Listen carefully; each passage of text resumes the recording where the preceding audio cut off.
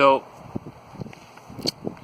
when you're a kid, you're basically an idiot, right? I mean, there's a certain point in your life where you kind of realize, what's going on. And then before that, you don't really know. I mean,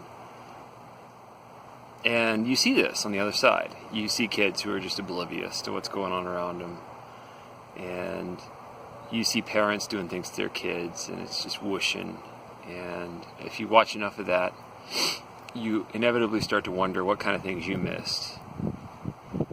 And today's little mixed story is about one of those things that happened to me, that my parents did to me, that for the longest time I just sort of totally forgot about. But in retrospect, they were basically screwing with me and taking advantage of me being a kid. So I'm 6 or 7 years old at this point, and I'm this little, standard dweeby, whatever, nothing special. And I don't know what I did to my parents, but they decide to basically use me as a source of entertainment, unknowingly. And my father takes a $20 bill, as I remember it, and tapes it up on the door jamb above our laundry room. And he's like, "Noah, come here." He points at it. He's like, "You see this?" And he points at the bill hanging above the doorway. And he goes, You can jump up and touch this. You can have it." And this is 1987. $20 is like $28 now. So I'm, wild about it. It's a fortune. It might as well be a gold doubloon.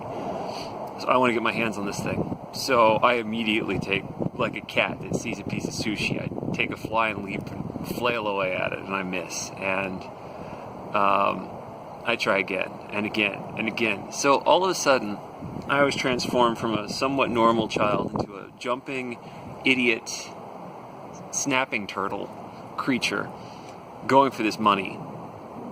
And I'm so young and so stupid, I don't understand that I'm just not tall enough to get to it. I think I'm missing it, like left and right, missing it, So I keep doing it. And then, as I continue to fail, I set my mind to how I can really get up there. And I decide that what I need is a running start. So I go to the other end of our house and run down the long hallway through the kitchen, which is a chicane. I'm losing speed each time I go through this. And I wind up taking these flying leaps at it. And then I did some crap. I overshot it. I ran into the wall. Of course, I'm getting no higher. And I don't know exactly how long this went on. When you're a kid, a lot of your bingo balls are still bouncing around, and the passage of time isn't so well defined. But I feel like I did this for at least a couple of years. And the way this ended was I essentially grew tall enough to where I could just get it. I remember one day I just stood underneath it, took a half-hearted whack at it, not expecting contact, and boom, I got the bill. So then I ran, I got my dad, I got him over, and he saw me hit it, and he gave me the money. And I probably provided 2 years of entertainment for $20 in 1987 money.